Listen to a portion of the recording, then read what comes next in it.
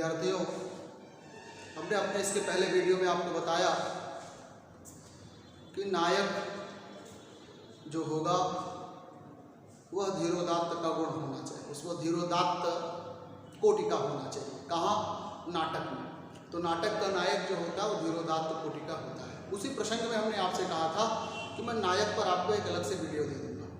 तो आज अभी जो इस टॉपिक पर मैं विचार करने चल रहा हूँ वह नायक होगा, नायक और नायक के भेदों पर भी। ठीक है, तो सबसे पहली बात तो ये आई कि नायक क्या है। ठीक है, नायक इसे कहते हैं। नायक का लक्षण आपको हमें बतलाना है। तो नायक के लक्षण के विषय में जो है सबसे पहले जो है आचार्य धनंजय ने 10 रूपक में और आचार्य विश्वनाथ ने साहित्य दर्पण में नायक के लक्षण को उद्घाटित किया है। ठीक है, वैसे नायक का अर्थ ही होता है नेतृत्व करने वाला, नियमन करने वाला। बात समझ में आया? और नायक में संधि अगर आप देखेंगे तो नाइधन अतः नायक कौन सी संधि हो जाएगी? तो आप समझ रहे हैं अयाद संधि का ये शब्द है। तो व्याकरण की बात हुई, परंतु यहाँ पर जो नायक का लक्षण है वह क्या है तो मैं आपको समझा रहा हूँ।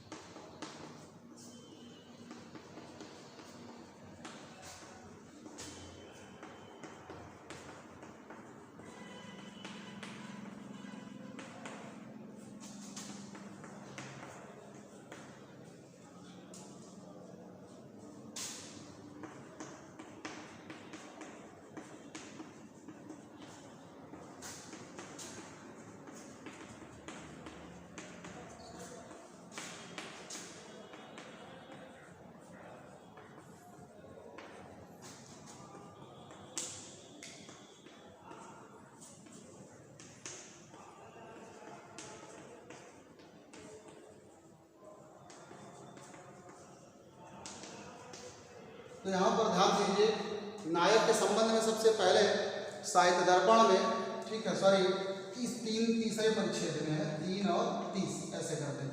तो ये क्या हो जाएगा कि तीसरे परिच्छेद की 30वीं कारिका है। ठीक है, तीसरे परिच्छेद की 30वीं कारिका में नायक का लक्षण जो है आचार्य विश्वनाथ ने दिया है कि त्यागी कृति कुलीनो रूप यौवनोत्साही दक्षोनुरक्तः लोकस्तेजो वैदग्धशीलवान नेता। नेता शब्द आया है। ठीक, बोले त्यागी, त्यागी का अर्थ हुआ, त्याग का अर्थ यहाँ पर वो दानी होना चाहिए। ठीक है, और कृति माने किए हुए को माने उपकारी होना चाहिए, कृतज्ञ होना चाहिए, है ना। और क्या? कुलीन, और उच्च कुल में उत्पन्न होना चाहिए। और फिर बोले रूप यौवन उत्साही, रूपवान, उसमें यौवन भी हो, युवा हो, और उत्साही माने उत्साह से युक्त हो। बोले दक्ष, चतुर हो, अनुरक्त, लोक अनुरक्त, लोगों के द्वारा, है ना, सम्मानित हो, लोगों के द्वारा सम्मान दिया जाता है। और बोले तेजस्वी हो, वैदग्ध, चतुर हो, शीलवान हो, क्षमाशील हो, ऐसे व्यक्ति को ही हम क्या कहते हैं? नायक कहते हैं। बात आप समझ में आई? फिर एक परिभाषा और है, और वह जो है वो किसकी है? तो आचार्य धनंजय की है। 10 रूपक में मैं उसको भी लिख करके आपको दिखाता हूँ।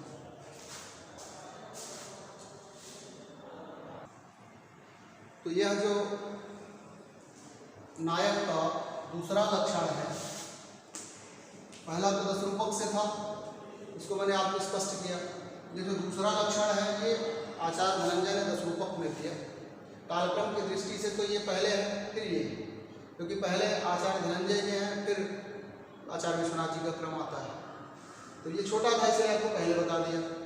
त्यागी कृति कुलीनो रूप यौवनोत्साही दक्षोनुरक्तलोकः तेजो वैदग्ध्यशीलवान नेता। थोड़ा छोटा था इसलिए उसको पहले दिखाया। अब ये जो बड़ा सा है इसमें बहुत सारी बातें, उसको समझिए। किसे कहते हैं नेता, किसे कहते हैं नायक।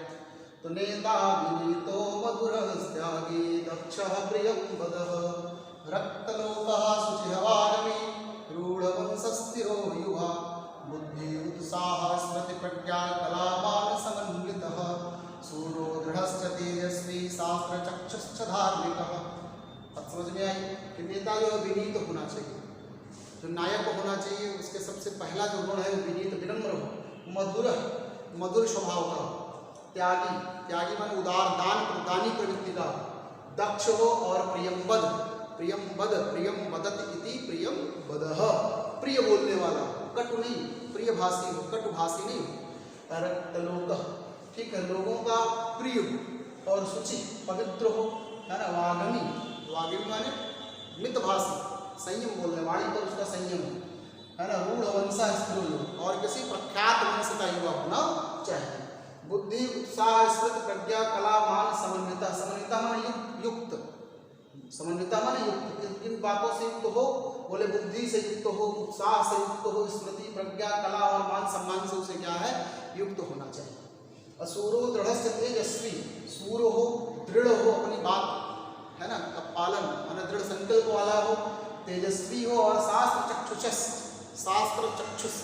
और शास्त्र रूपी नेत्रों वाला हो, उसके नेत्र जो है वो जितने भी निर्णय दे वो शास्त्रानुगामी हो, शास्त्र के अनुरूप हो, तो शास्त्र चक्षुष धार्मिक और कैसा हो धार्मिक, तो ऐसे व्यक्ति को ही हम क्या कहते हैं नायक कहते हैं। बात आप समझ में आ गई। तो इस तरह से ये पहला रहा और ये क्या रहा दूसरा रहा। अब इसके जो है नायक के कुल कितने भेद हैं, तो नायक के कुल 4 भेद हैं। बात आप समझ में आई।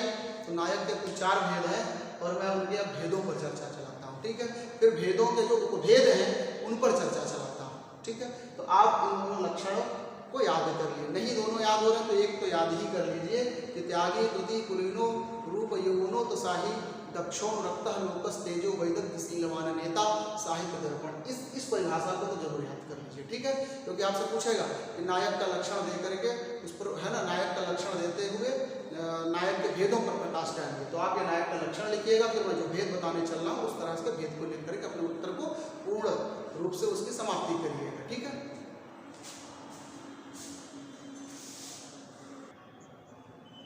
तो यहाँ पर आप ये ध्यान दीजिए नायक के भेद जो है, तो नायक के मुख्य रूप से 4 भेद है, ठीक है। नायक का जो प्रधान भेद है वह कितना है 4 है।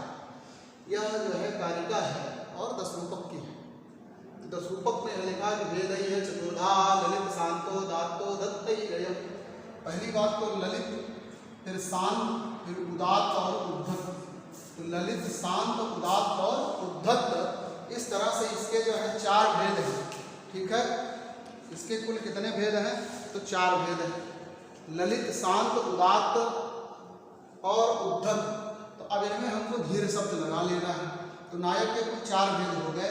तो पहला जो होगा वो ललित शब्द में हमको धीर शब्द, जो सब में धीर शब्द लगा दे तो धीर ललित, धीर शांत, धीरोदात्त और धीरोधत्त। तो पहला जो भेद इन्होंने दिया वो किसका दिया, धीर ललित का। फिर दूसरा नाम आया तो धीर शांत, क्या आया धीर शांत। इसी को हम क्या कह सकते हैं, इसी को धीर प्रशांत नायक भी कहते हैं, जो कि प्रकरण का होता है, ठीक है। धीर प्रशांत नायक कह सकते हैं। तीसरा जो है वो धीरोदात्त नायक, क्या है धीरोदात्त नायक है, ठीक है, दुष्यंत राम आदि। और उसके बाद चौथा क्या है उद्धत, माने धीर धन उद्धत बराबर धीरोद्धत, क्या हो जाएगा धीरोधत्त नायक, परशुराम भीम है ना इत्यादि धीरोधत्त नायक। इस तरह से ये कितने नायक हो गए 4, ठीक है। अब इन नायकों के जो है पहले आपको इनका भेद समझाता हूँ, फिर एक एक की बात समझाता हूँ। तो जैसे अभी मैंने कहा था अभिज्ञान शाकुंतलम जो एक नाटक है, नाटक का नायक कैसा होना चाहिए, तो धीरोदात्त होना चाहिए।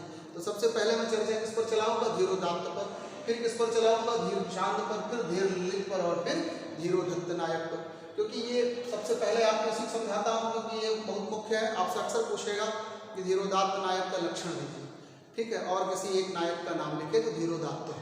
तो आप इस चीज़ को ध्यान में रखिएगा कि दुष्यंत जो है धीरोदात्त नायक है। क्यों है, क्योंकि उसमें धीरोदात्त के संपूर्ण गुण जो है वो विद्यमान है।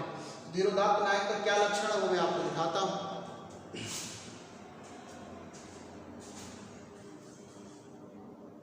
तो सबसे पहले अपने आप से कहा कि हम धीरोदात्त नायक पर प्रकाश डालेंगे। तो धीरोदात्त नायक का जो लक्षण है उस पर मैं प्रकाश डाल रहा हूँ।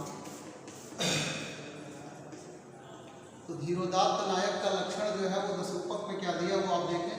तो सबसे पहले कहा कि महासत्तो अति गंभीर, महासत्तो अति गंभीर, क्षमावान, अविकथन महासत्तो अति गंभीर क्षमावान अविकथन स्थिरो निगूढ़ा अहंकारो, क्या कहा, स्थिरो निगूढ़ाहंकारो धीरो दात्तो दृढ़व्रत, धीरो दात्तो दृढ़व्रत। ये 10 रूपक की है पंक्ति, ठीक है। 10 रूपक क्योंकि वस्तु नेता और रस, तो 10 रूपक के दूसरे प्रकाश में इसका 17वीं 18वीं कार्य के करीब में होगा। तो लिखा क्या, महासत्तो अति गंभीर क्षमावान विकथन स्थिरो निगूढ़ाहंकारो धीरो दात्तो दृढ़व्रत। ये 10 रूपक में कहा गया। और कहा क्या, सबसे पहले आप समझने की कोशिश करिए कि महासत्व एक एक विशेषण पर बात करता हूँ। महासत्व इसका एक विशेषण है, अति गंभीर है दूसरा है, क्षमावान तीसरा, अविकथन चौथा, स्थिरो स्थिर पांचवा, निगूढ़ अहंकार छठा और दृढ़व्रत सातवां। इस तरह से 7 जो है विशेषण दिए हैं किसमें, धीरोदात्त को। धीरोदात्त अगर विशेष है तो इसके 7 विशेषण हैं। पहली बात तो महासत्व, धीरोदात्त नायक वह होता है, उन नायकों में होता है जिस नायक में महासत्व, सत्व माने बल और महासत्व माने महाबलशाली। वैसे महासत्व का मतलब, महाबलशाली का मतलब होता है जो क्रोध और शोक से रहित हो। उसके लिए यहाँ पर धनंजय, आचार्य धनंजय जी ने महासत्व शब्द का प्रयोग किया, जो क्रोध शोक इत्यादि से क्या हो, दूर हो, ऐसे व्यक्ति के लिए उन्होंने महासत्व पद का प्रयोग किया। फिर बोले अति गंभीर, अति गंभीर, ठीक, वो गंभीर ही नहीं, अति गंभीर, सुख दुख इत्यादि को सहन करने में पूर्णतः जो है सामर्थ्यवान हो। और क्षमावान, क्षमावान माने सहनशील हो, सही स्वभाव का हो। और अविकथन, अविकथन, अविकथन का अर्थ होता है कि डींग हाँकने वाला ना। बात समझ में आया? अविकथन का अर्थ होता है डींग हाँकने वाला ना, मतलब अपने मुंह मियाँ मिट्टू बनना, ऐसे स्थिति ना हो, ठीक है। या आप भी नहीं समझ पा रहे तो आत्मश्लाघा में निरत ना हो। आत्मश्लाघा, श्लाघा माने महिमा, अपनी महिमा को अपने मुंह से ना कहने वाला, अर्थात आत्मश्लाघा से दूर हो, अपनी महिमा को स्वयं बखान करने वाला नहीं होना चाहिए। और फिर बोले स्थिर, स्थिर मतिका, ठीक है, चंचल नहीं, स्थिर। और निगूढ़ अहंकार, अहंकार निगूढ़, अहंकार से क्या होना चाहिए, रहित तो होना चाहिए, ठीक है। और दृढ़व्रत, दृढ़व्रत का अर्थ होता है, व्रत का अर्थ हुआ संकल्प, और दृढ़ माने हुआ कि मजबूत विचारों वाला, मजबूत संकल्पों वाला, दृढ़ संकल्पों वाला, जो उसका संकल्प हो वह उस पर दृढ़ प्रतिज्ञ हो, जो प्रतिज्ञा कर रहे हैं वो दृढ़ होनी चाहिए। यदि ये सारे गुण हैं जिस नायक में, उसे हम क्या कहते हैं, धीरोदात्त नायक कहते हैं। बात समझ में आई? जैसे कौन आएगा, तो जैसे में मान लीजिए आपके, है ना, यथा कर दीजिए कि यथा दुष्यंत, कहाँ, अभिज्ञान शाकुंतल नाटिके दुष्यंत, ठीक है, यथा जैसे अभिज्ञान शाकुंतल नाटिके दुष्यंत, ठीक है। इसी तरह से अगर हम रामायणे कहें तो रामायणे राम, ठीक है, रामायणे राम। महाभारत युधिष्ठिर, ये सब कैसे नायक है, तो धीरोदात्त नायक है। अब मैं चर्चा जो चलाऊंगा, है ना, इसी तरह से और भी नाटक हैं। जैसे मान चलिए कि नागानंद नाटक है, तो नागानंद नाटक में जीमूतवाहन जो है वह धीरोदात्त नायक है। महादेव भूभूति का एक नाटक है उत्तर रामचरितम, उसमें भगवान मर्यादा पुरुषोत्तम श्री रामचंद्र जी जो है वे भी धीरोदात्त कोटि के नायक हैं। तो उत्तर रामचरितम के राम, है ना, भगवान रामचंद्र जी, और जीमूतवाहन जो है नागानंद नाटक का, और अभिज्ञान शाकुंतल के दुष्यंत, ये समस्त जो नायक हैं ये धीरोदात्त श्रेणी के नायक हैं, ठीक है। अब मैं अगले नायक पर प्रकाश डालता हूँ, क्योंकि धीर ललित है। तो प्रिय विद्यार्थियों, धीरोदात्त नायक का लक्षण हो जाने के बाद अब मैं धीर ललित नायक पर प्रकाश डालता हूँ, जिसका लक्षण है निश्चिंतो, निश्चिंतो मृदुर निशम कलापरु, निश्चिंतो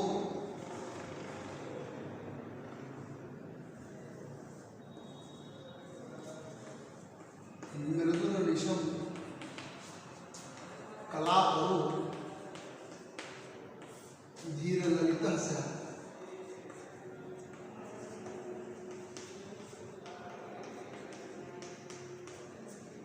ठीक है। ये भी 10 रूपक नहीं लिखा, सॉरी, ये शायद दर्पण का लक्षण है। मैंने गलती से कह दिया, ये साइन दर्पण का ही लक्षण है। निश्चिंतो मृदुर अनिशम कलापरो धीर ललितः स्यात्। इसमें एक ही पद पर अगर व्याख्या करें तो बोले पहली बात तो निश्चिंत हो, ठीक है, दूसरा मृदु और अनिशम, ऐसे कर लें अनिशम मृदु, इसके बाद क्या कलापरो, ठीक है, ये तीन विशेषण होने चाहिए किसके, धीर ललित, धीर ललित नायक। निश्चिंत, निश्चिंता माने चिंता से रहित, ठीक है, वह नायक जो चिंता से रहित हो। कैसी चिंता, जो राज्य कार्यभार योगक्षेम इत्यादि से रहित हो, वो अपने समस्त योगक्षेम जिसके मंत्रीगण इत्यादि है ना निभाते हो, उस राजा को निश्चिंत कर सकते हैं। और ऐसा ही नायक जो है वो क्या होता है, धीर ललित होता है। फिर बोले अनिशम मृदु, अत्यंत ही मृदु, मृदु माने कोमल, अत्यंत कैसा होना चाहिए, वो अत्यंत कोमल स्वभाव का, ठीक है, कोमल का मतलब मधुर स्वभाव का है, श्रृंगारिक होना चाहिए कह सकते हैं। कलापर, कलापर माने कलाओं में रुचि रखने वाला या कलाओं में आसक्त हो, ऐसे कहते हैं। नृत्य गीत इत्यादि जो कलाएं होती हैं उनमें क्या होना चाहिए, आसक्त होना चाहिए।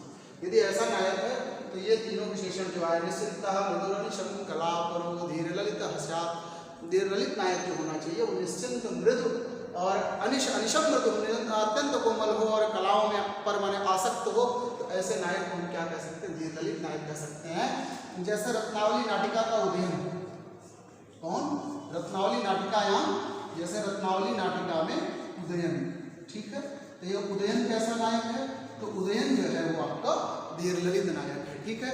तो प्रिय विद्यार्थियों अब मैं आगे जो है आपको धीर प्रशांत नायक पर प्रकाश डालता हूँ। धीर प्रशांत नायक किसे कहते हैं, ठीक है। तो ये तो आप समझ गए कि निश्चिंत हो, चिंताओं से रहित हो, अत्यंत ही मधुर स्वभाव का हो और कलाओं में क्या हो, आसक्त हो, ऐसे नायक को हम लोग क्या कहते हैं, तो ऐसे नायक को हम लोग धीर ललित नायक कहते हैं। बात समझ में आया। फिर इसके बाद आपको मैं अगले नायक जो धीर प्रशांत नायक है उस पर चर्चा चलाता हूँ। अगला जो नायक है वो कौन है, धीर प्रशांत, जिसको आप लोग कहीं कहीं धीर शांत के नाम से भी है ना जानते हैं। तो सामान्य गुण युक्त तो धीर शांतो द्विजाधिक, ऐसे कह सकते हैं कि सामान्य गुण युक्तस्तु, क्या, सामान्य गुण युक्तस्तु धीर शांतो द्विजाधिक, सामान्य गुण युक्तस्तु धीर शांतो द्विजाधिक।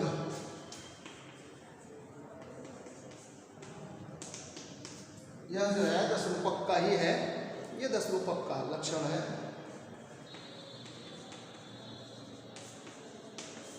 इसके बाद जो धीर शांत नायक है उसका अर्थ है वो सामान्य गुण युक्त, वह सामान्य गुणों से युक्त होता है, ठीक है, उसमें कोई विशेष गुण नहीं होते, तो सामान्य गुणों से युक्त होता है। द्विजाधिक होता है, द्विजाधिक का मतलब हुआ कि ब्राह्मण हो, ठीक है, वैश्य हो सकता है, और कैसा, तो क्षत्रिय तो हो सकता है लेकिन सामान्य गुणों से युक्त होगा, कोई प्रख्यात वंश का कुलीन ऐसा नहीं, वो सामान्य क्षत्रिय भी इसका नायक हो सकता है। आप समझ में आ गया। एक में तो आपको क्या था, राजर्षि हो, लेकिन धीरोदात्त में कैसा हो, प्रख्यात वंश हो, राजर्षि धीरोदात्त प्रतापवान नाटक में बात आई थी कि जो धीरोदात्त नायक होगा वो प्रख्यात वंश का होता है। लेकिन यहाँ पर क्या होता है कि कोई भी क्षत्रिय हो सकता है जो सामान्य गुणों से युक्त होगा, ठीक है। तो ऐसे क्षत्रिय को भी हम क्या कह सकते हैं, धीर प्रशांत नायक कह सकते हैं। जो वह नायक ब्राह्मण भी हो सकता है, वैश्य भी हो सकता है, सामान्य गुण युक्त है, तो जिसमें सामान्य रूप से मानवीय गुण है, ऐसे गुणों वाला जो नायक होता है वो धीर शांत या धीर प्रशांत नायक कहा जाता है, ठीक है। जैसे मान के चलिए मालती माधव एक प्रकरण है, मालती माधव ये एक प्रकरण है, ठीक है। ये प्रकरण जो है वो भवभूतिका है, किसका है, भवभूतिका 10 अंकों का प्रकरण है। इसमें माधव जो है वो नायक है और मालती कौन है, नायिका है। तो ये जो माधव है, ठीक है, ये किस कोटि का नायक है, तो माधव जो है ये धीर प्रशांत नायक है। कैसा है, धीर प्रशांत नायक है ना, यह धीर शांत नायक है। इसी तरह से अगर हम मृक्षकटिकम की बात करें तो जो मृक्षकटिकम है, ठीक है, उसका जो नायक है उसका नाम है शूद्रक, ठीक है। और शूद्रक जो है वो भी कैसा नायक है, धीर प्रशांत है। ये जो है जन्मना ब्राह्मण है और कर्मणा क्या है, साधवा, वैश्य, वैश्य माने बनिया है। और ये जो नाटक है वो किसका है, सॉरी, तो मृक्षकटिकम का जो नायक है, यहाँ पर थोड़ा सा ध्यान रखने की बात है, मृक्षकटिक जो है शूद्रक की रचना है, ठीक है, महाकवि शूद्रक की रचना। और मृक्षकटिकम का जो नायक है उसका नाम है चारुदत्त। इस तरह की गलती के लिए थोड़ा सा क्षमा प्रार्थी है। तो ये जो नायक है ना, वो कौन है, मृक्षकटिकम का जो नायक है वह कौन है, चारुदत्त है। और मृक्षकटिक जो रचना है किसकी है, शूद्रक की है। तो ये मृक्षकटिकम नायक का जो आपका नायक है वह कैसा है, तो वह धीर शांत नायक है या धीर प्रशांत नायक है। एक नायक कभी मैंने आपसे कहा था क्षत्रिय भी हो सकता है, जैसा गौतम बुद्ध को अगर आप ले लें तो गौतम बुद्ध धीरोदात्त और धीर प्रशांत दोनों कोट में आ जाते हैं। एक अपवाद मैंने आपको बता दिया यहीं पे कि इस तरह के नायक को जरा सा देखें, क्योंकि यहाँ पर द्विजाति शब्द आया तो द्विजाति के अंतर्गत ब्राह्मण क्षत्रिय वैश्य तीनों आते हैं। तो क्षत्रिय तो हर जगह होगा, तो धीर शांत होगी, किस तरह का क्षत्रिय हो, तो सामान्य गुण युक्त है, तो है ना, धीरो शांत द्विजाति का सामान्य गुणों से युक्त हो। तो जैसे यहाँ पर क्या है कि गौतम बुद्ध जी माने एक प्रकार से बुद्ध जी को अगर हम बात करें तो ये धीरोदात्त नायक भी है, ठीक है, क्योंकि इनके अंदर दृढ़व्रत इत्यादि कई तरह के संकल्प है जो धीरोदात्त की कोटि में नहीं ले जाते, लेकिन कभी कभी ये सामान्य गुणों से युक्त हो जाते हैं, इसलिए ये क्या है, धीर शांत भी है। बात समझ में आया। तो ये एक अपवाद आपको देखने को मिला कि महात्मा बुद्ध जी कैसे नायक है, तो धीरोदात्त नायक भी है, और कैसे नायक है, धीर शांत भी नायक है। अब मैं आगे जो है धीरोदत्त नायक पर प्रकाश डालता हूँ, क्योंकि मैंने आपको, ठीक है, यह तीसरा नायक का भेद था। पहला नायक का भेद धीरोदात्त, फिर मैंने आपको बताया कि धीर ललित और धीर शांत। अब इसके बाद चौथा नायक का जो भेद है ना, नायक का जो चौथा भेद है वो कौन है, वह है धीरोदत्त। अब मैं धीरोदत्त पर प्रकाश डालता हूँ।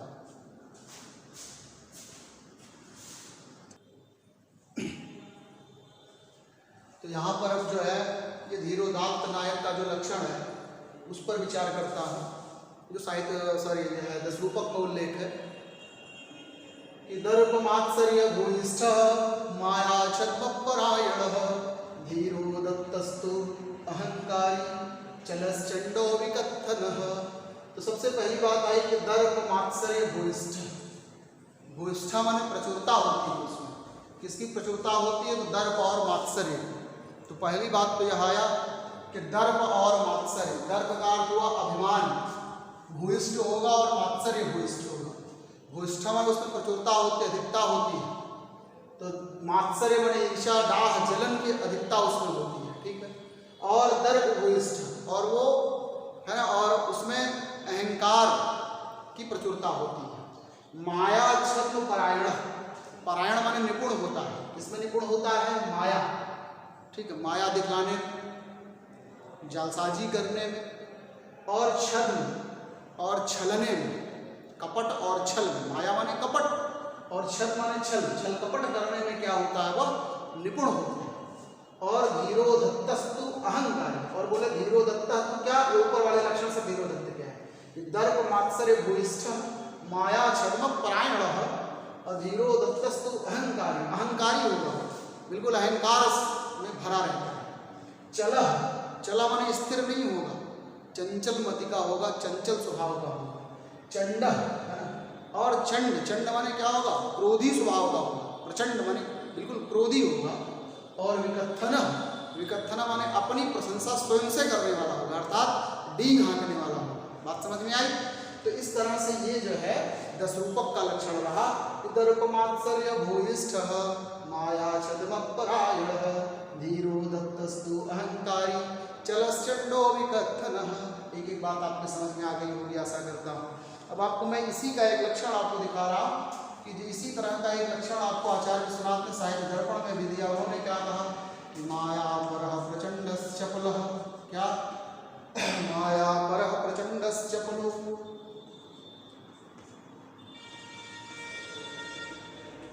माया परः प्रचंडश्चपलो अहंकार दर्प भूयिष्ठः,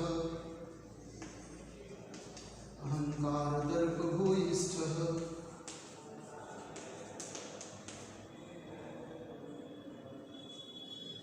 फिर कहा कि आत्मश्लाघानिरतो, क्या कहा, आत्मश्लाघानिरतो धीरो दत्त, कैसे कर सकते हैं, धीरैः धीरो दत्तः कथितः, निरतो अधीर ऐसे कर दें, अधीर धीरोधत्त कथितः।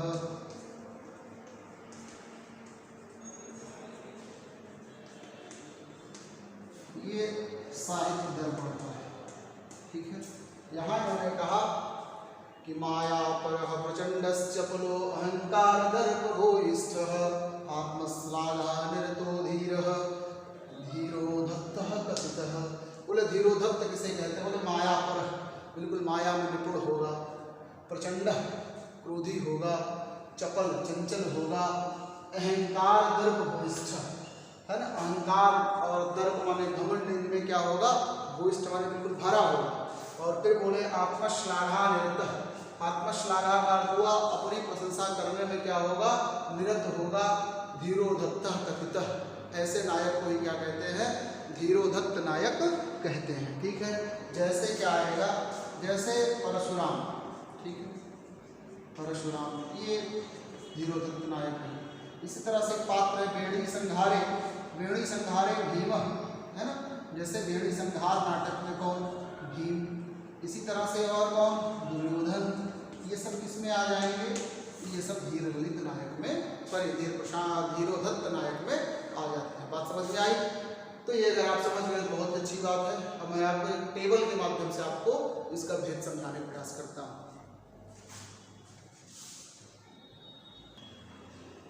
तो प्रिय विद्यार्थियों, हमने आपसे कहा कि नायक के कुल कितने भेद होते हैं।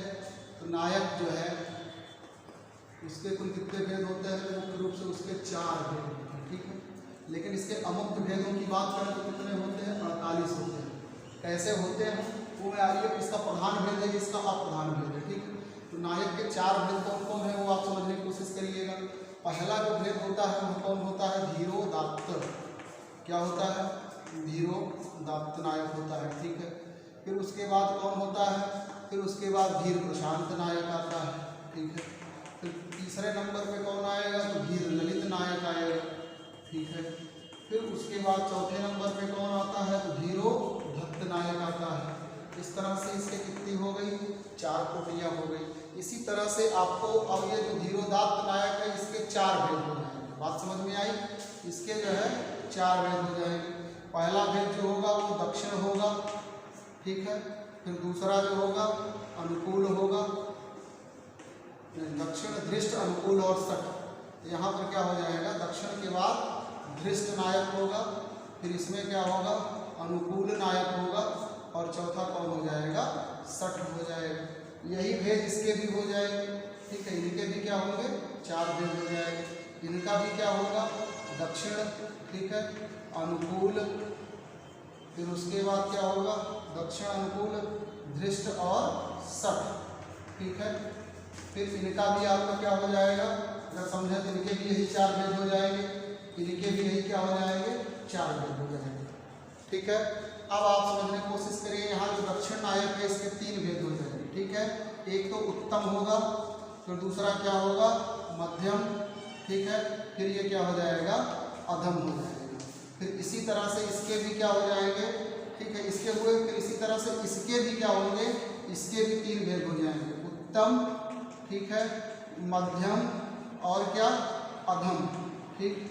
फिर इसी तरह से इसके भी क्या होंगे? 3 भेद हो जाएंगे, ठीक है। क्या क्या? उत्तम, मध्यम और अधम। इसके भी क्या होंगे? 3 भेद हो जाएंगे, उत्तम, मध्यम और अधम। तो अब आप गंभीरता से समझें, अभी मैं इसी फोल्डर को दिखा रहा हूँ, इसी तरह से इनके भी हो जाएंगे। तो यहाँ पे आप ये देखें कि जैसे ये धीरोदात्त नायक हुआ तो इसके सबसे पहले कौन कौन भेद हुए? 4, दक्षिण धृष्ट अनुकूल और सठ। फिर दक्षिण के जो है 3 भेद, फिर धृष्ट के 3 भेद, अनुकूल के 3 भेद और इसके भी। तो अगर यहाँ से देखें तो ये 3, 3, 6, 3, 9 और 3, 12। इस तरह से धीरोदात्त नायक के कितने भेद हो गए? 12। तो सेम यही टेबल जो है धीर प्रशांत पे भी आएगा, तो इसके भेद कितने होंगे? 12। फिर इसके भी कितने भेद होंगे? 12। और इसके भी भेद कितने हो जाएंगे? 12। इस तरह से अगर हम देखें तो ये क्या हो जाएगा? इस तरह से आपको मालूम चला कि 12 × 4 बराबर क्या? 48। तो नायक के मुख्य भेद कौन है? 4, और अमुख्य भेद इनके कितने हैं? 48। इस तरह से आपने ये देखा कि नायक के मुख्य भेद कितने होते हैं? 4, और उसके भेदों के भेद कितने हो जाते हैं? 48। तो फिर विद्यार्थियों आशा करता हूँ आपको नायक और नायक का लक्षण, नायक के भेद और उपभेद अच्छे समझ में आए होंगे।